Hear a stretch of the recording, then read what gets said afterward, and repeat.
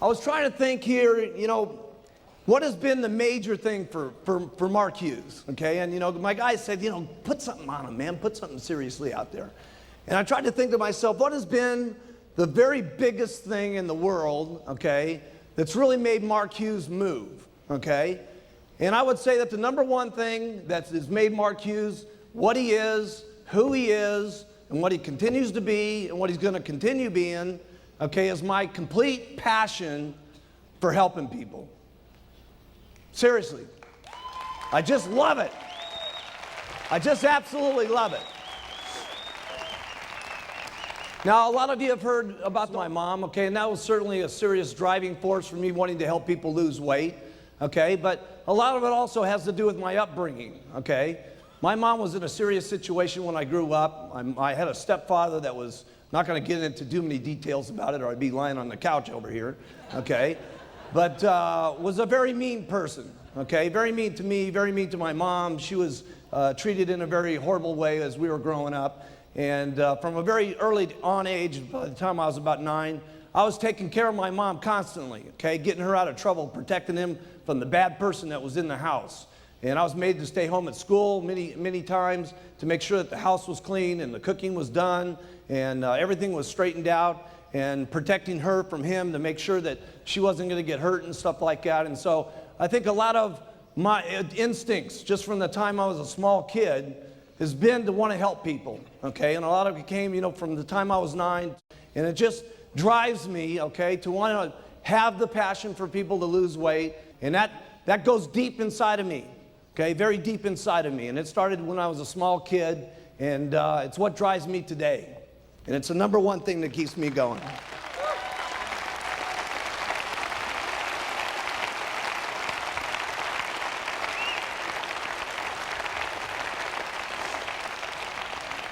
And I think a lot of people feel that passion. So many times people say to me, man, I met the guy for 2 minutes, up on the stage. I feel like I've known him for the last 14 years. And I got a lot of that from my grandfather. My grandfather was that kind of guy. And he was a wonderful man, the greatest man that ever walked on the face of the earth. And he was the kind of guy that would put his arms around you the minute he met you. And he was unbelievable.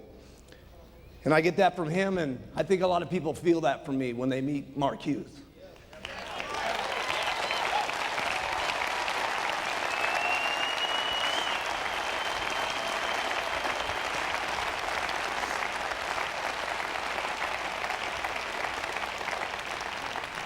But if you can pick up any of that passion, okay, you'll move mountains. Be unbelievable things that you can do. I mean, where I've come from and the area that I grew up in and what's happened in my life has been amazing, okay? And if you pick up the passion like me, it's going to just be overwhelming. The passion for the products, but it's not just what the products, it's what the products do for people, okay? And it's the marketing plan of the century, but it's not the marketing plan. It's what the marketing plan do for people, okay? And if you can have the passion for the products and the people, okay, and you can have the passion for the people, I'm telling you something, it'll be unbelievable. If you care about your people, okay, anywhere near the way I care about all you guys, okay, it would be unbelievable.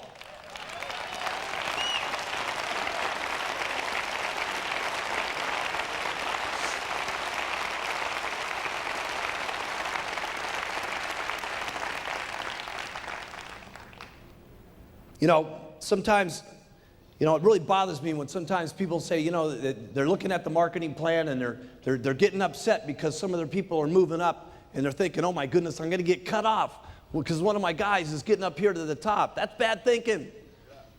That's bad thinking. There's some kind of myth that goes on about multi-level, which is stupid, okay? Somebody gets you the pitch, okay, that here you sign up one person, you retire forever. Hey, that's not the way it worked for me. Okay, well, I've learned you work every single day, you keep having the passion, you keep doing what you're supposed to be doing, you keep working. That's what it's supposed to be, work. What a concept.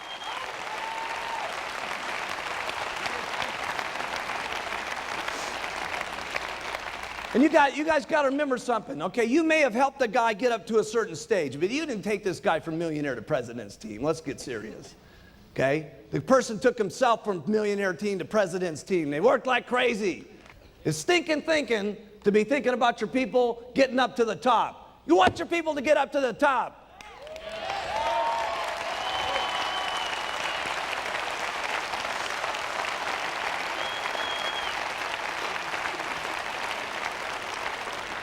Man, I was so happy when I put that pin into Marcus's chest yesterday and Hida-san, okay? I want to put all the pins in your guys' chest.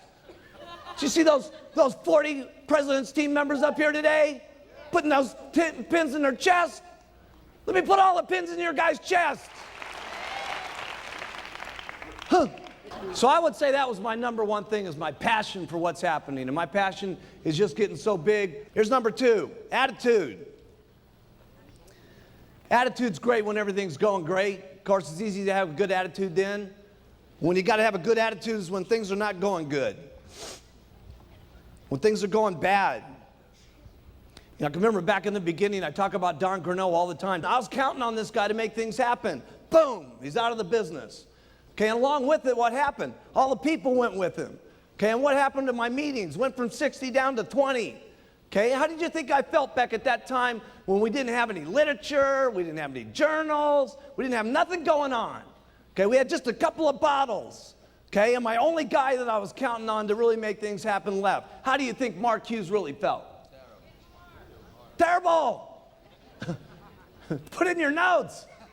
I felt bad. Now, I've signed the guy up 3 times. And I felt bad all 3 times. I'm telling you, I'm going to get him a 4th time one of these days. He's going to be one of these days. I don't know how many times it's going to take us, but we're going to get him sometime. You know, the last couple of years with myself and my wife, been a very bad situation for me, okay? And nobody knew it. Any of you guys know it? No. Because I'll tell you something, when you got to keep your attitude up, okay? And when you're king, the king can't let the attitude out. Okay? The king can't ever let his feelings show that things are going bad or going rough or having a bad day or having a bad marriage or having a bad time or what's going on. The king can't show that stuff. And you know what? You guys are the kings and queens of your areas. And you can't let it show either. Because people are counting on the way you feel every single morning about what you're doing, about the products and the marketing plan, or what kind of rumors are happening, or whatever's going on. They're counting on your attitude. And you guys better have the answers and the solution. And I'm not saying that you may not have a problem that you got to face, but let me tell you what we're going to do about it. We're going to work twice as hard, and we're going to put on 2 mini buttons. We're going to get out here, and we're going to work like crazy.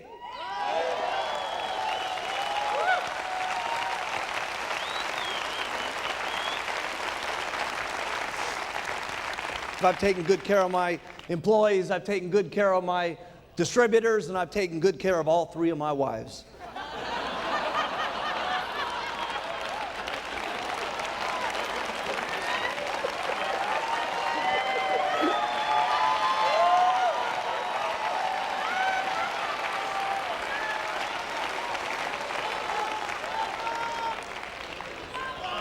I gotta have a lot of passion for this business the way I'm going. Now, unbelievable is right. Now, just real quickly, here it's number 3, because I got to cover a couple basic things with you, or I wouldn't be, we'd be leaving things out. Now, here's the next thing I did that I had to master. And all you guys got to learn how to do it too, and that's meetings. You got to get up and do meetings. Every single person in the room, you guys got to learn how to do meetings. If you're not doing meetings, you got to know how to do meetings. Period.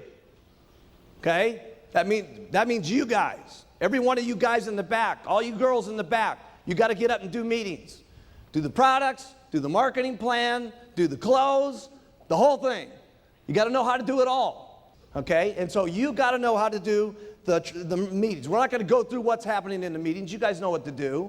Okay? Here's what you do to do a meeting. Do one. You know what? Do one. Okay? And then if you don't do it so good, do another one. And if you don't do it so good, do another one. Trust me, you'll get good at it if you do it enough times. You won't keep getting up there and being a flop, trust me. You'll do it better and better and better. You got to learn how to do trainings. If you don't know how to do a training, easy. Go to one of the trainings, listen, learn, and then do one. Listen, learn, and then do one. See, you don't really got it in your mind until you're doing one. Okay? You're listening to it, you're absorbing it, okay? But it's going in one ear and out the other until you got to get up there and actually say the stuff. When you say it, you're going to know it. You can't just be going out here doing all this stuff. You got to do it. Okay? You got to do it. And there's nobody in the room that can't do it. You can all do it. Nobody got me after the meeting and said, do this a little better. Didn't work like that. Okay?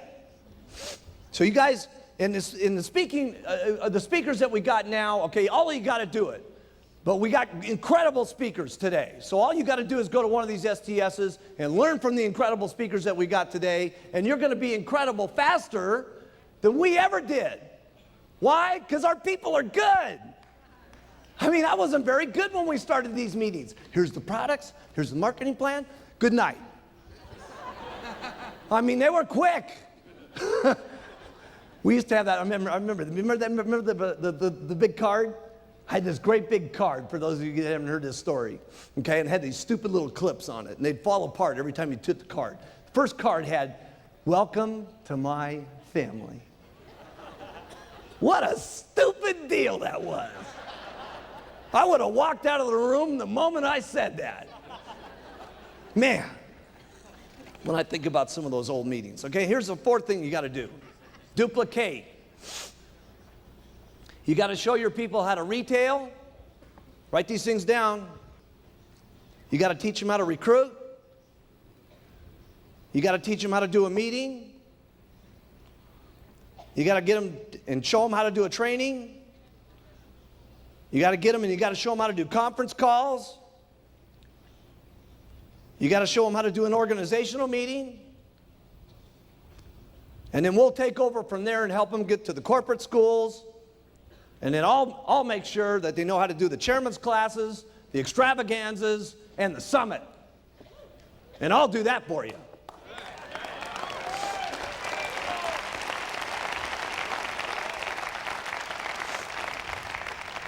Here's number 5, commitment. And here's the only thing I can tell you about commitment. You're going to have to sit your family down and talk about your commitment. You're going to have to get the whole family bought in on the program. Okay? It's been part of my problem. Okay? There was commitments in the beginning, but the commitments fell apart. So you may have to continue to keep talking about what the commitment's going to be. Because part of my problem was when the company went public, I made a serious amount of money. And for some reason, people in my family thought that I was not going to have to go out there and work anymore. But they didn't realize that this wasn't just an act up here on stage. This is not an act. This is what I do.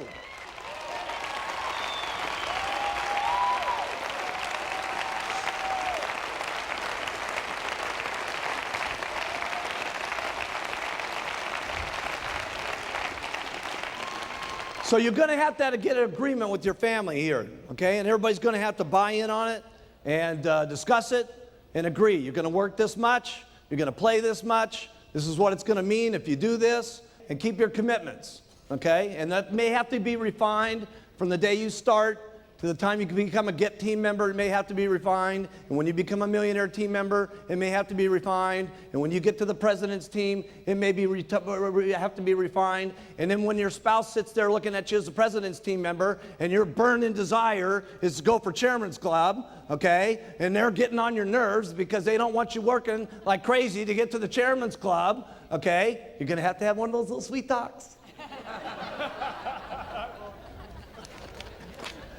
These have been my experiences.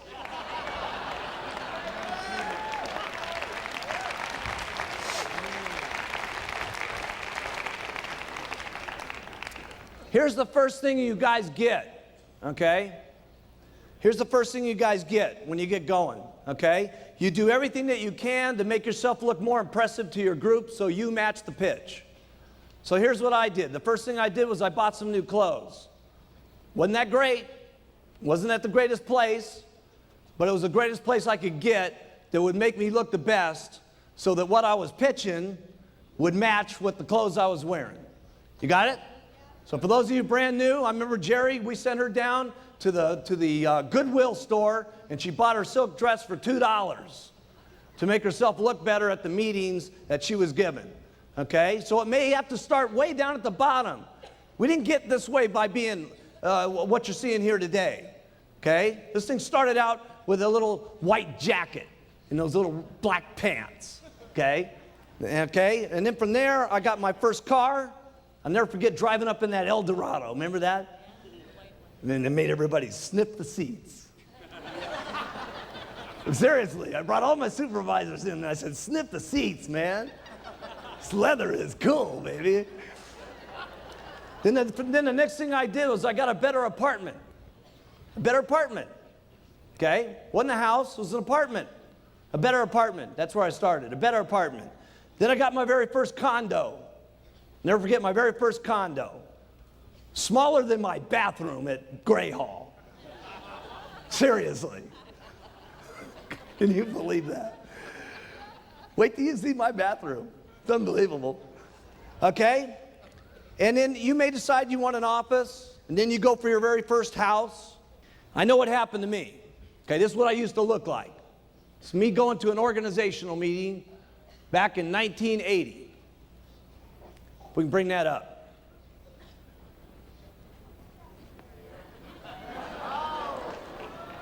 And that was my new clothes.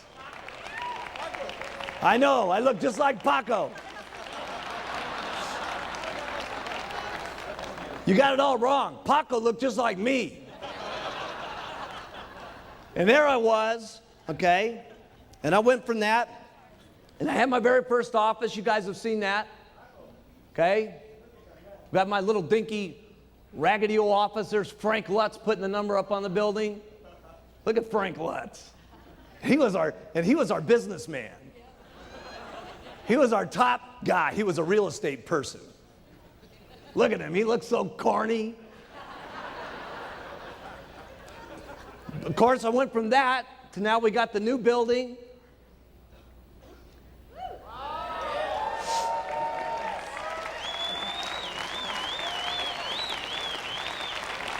I bought my house in my dreams in 1985. Okay, here's number 8. Get everyone doing everything for you.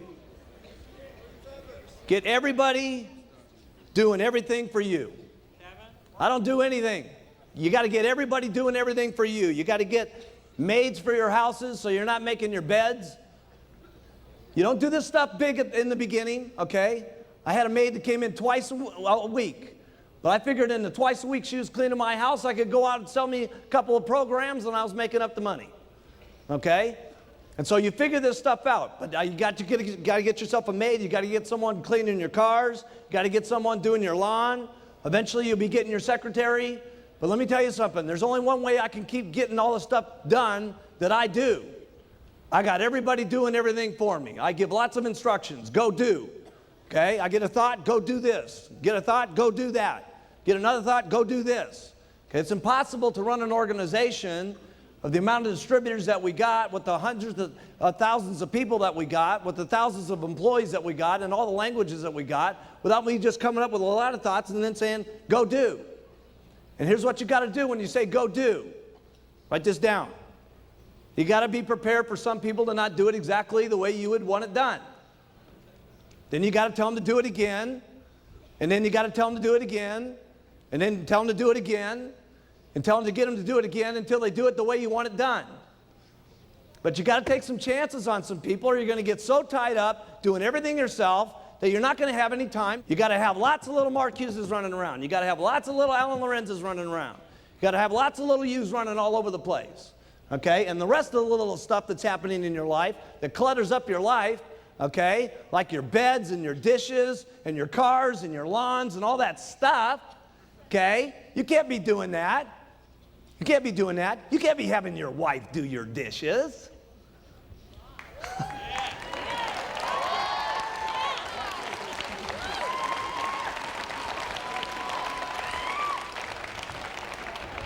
Send her out and sell some product.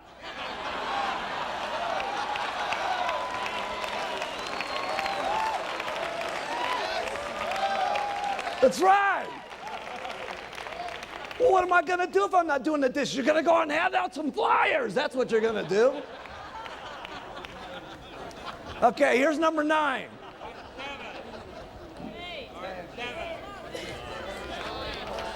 Nine. Trust me. Dealing with adversity. Here's all I know what to do. You work hard when it's easy, and you work twice as hard when it's not easy. That's all I know what to do. Doesn't sound like real big advice, okay, but that's what I did. I was working like crazy. So what do you do to overcome adversity? You work twice as hard, that's what you do.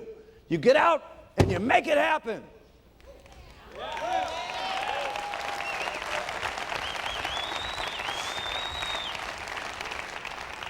Number 10, personal growth. I'm not any big speaker like Jim Rohn. I don't know how to talk to you about personal growth. Here's all I know is practice makes perfect. You listen, you learn, you try, you fail, you try, you fail, you try, you fail, you try till you get better, you try till you get perfect, and then you try again until you're better than that. And then the last one is you never get satisfied with how good you are. You're always better the next time. That's all I know about personal growth. There's not a meeting that we're going to do that's not going to be better than the next one. Isn't this the best summit you've ever been to? Huh? Huh?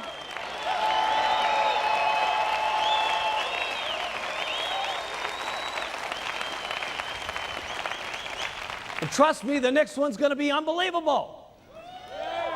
Because there's not ever going to be a meeting where we're satisfied enough. They're always going to be better, and we're always going to be doing it more incredible, and it's going to be more always unbelievable than the last one. That's the way it's got to be if you want personal growth. That's all I know about personal growth. It's got to be better.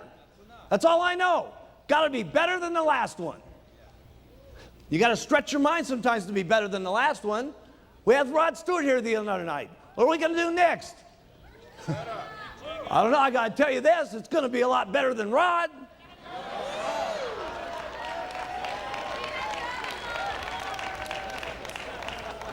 And he wasn't chopped liver. Here's number 11, setting goals. I can't tell you big speeches about setting goals. Here's the only thing I know about setting goals. Going after things that you cannot live without. Period. Here's number 12. How do I get things done that I don't know how to do? How do I get the products done? How do I get these videos done? How do I keep getting these countries open? Here's what I do. I get people that know how to do it better than I do. And I get them and I convince them that the greatest thing that's ever happened to them in their entire life is meeting Mark Hughes and being with Herbalife. And let me tell you what it is. It'll be the best thing that ever happened to you. And it was.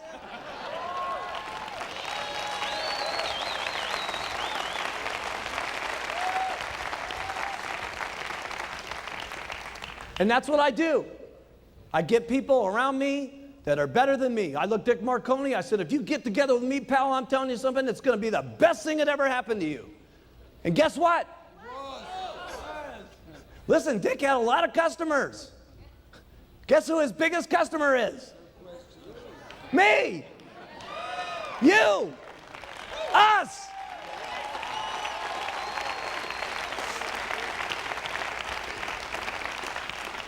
And here's how I did it. I was never stingy with my money. I've always been good to my people, and they've been good back to me. And that's the way it works. I get better people than I am. I pay them good. I'm not stingy with the money in my pocket. I care exactly what's going to happen to them and their families. I have a lot of passion about what's going to happen to them, and it ends up being a good deal for everybody. And that's how it is for all of my employees, and that's how it's worked out for all of you. And there's only one thing I can guarantee you, it's going to get a lot better.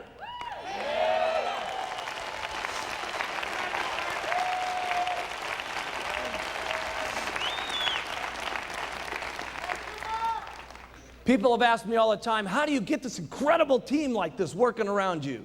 Okay? You got your people working like crazy. I've never seen anybody work the way your people work. And it's not just here, okay? It's the people back there. I mean, the people that put this up. Okay, look at all this stuff that's happening here. The videos, the set, the lights.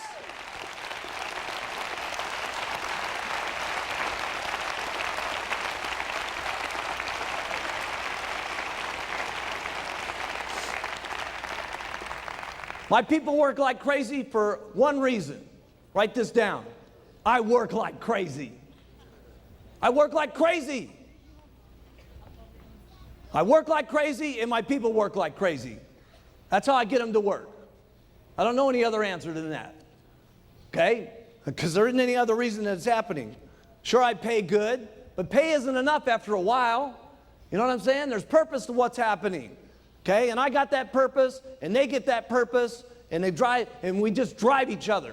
And it's only going to keep getting bigger and bigger and bigger. And that's the only answer I got. I know it doesn't sound like brilliant answers, okay?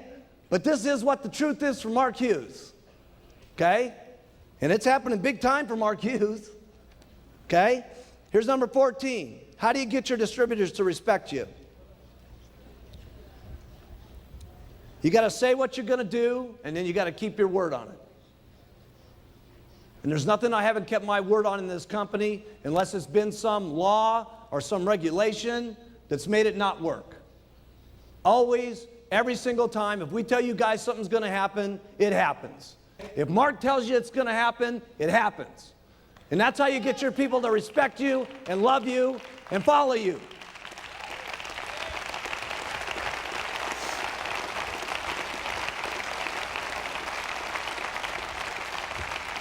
It's the same way I have to do with my little kid. I can't be around Alex all the time. I leave Alex sometimes. But it's fine. Alex understands. I tell Alex, here's the deal, man. I said, listen, Daddy's got to go away for 6 or 7 days. But when Daddy gets back, Daddy's going to play with you every single day for 3 or 4 days straight, and we're going to have so much fun, it's going to be unbelievable. And as long as I do that with Alex when I get back, okay, Alex doesn't mind when I go away.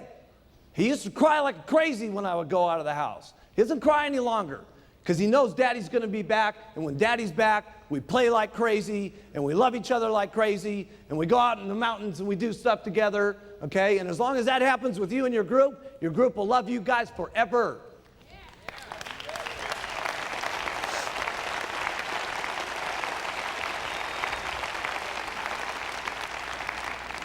Here's number 14. A lot of people have asked me what I do with my cash. Other than my cars, my house, and land that I've done, here's one thing I don't do. I don't put anything, my money into that I have to manage. If I got to think about it, if I got to look at it, I'm not putting my money in it. A lot of people have told me, you're out of your mind, why don't you buy some buildings? Why don't you buy some of this? Why don't you buy some of that? Let me tell you why I don't buy some buildings. Because you got to think about the buildings. You got to manage the people that are in the building. You got to think about the bills being paid. You got to be thinking about stuff. If I think 10%, okay, of my time about where my money's at, I'm losing millions over here at Herbalife.